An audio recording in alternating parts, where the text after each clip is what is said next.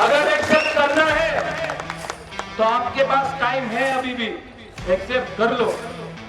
अगर नहीं किया ना तो इलेक्शन में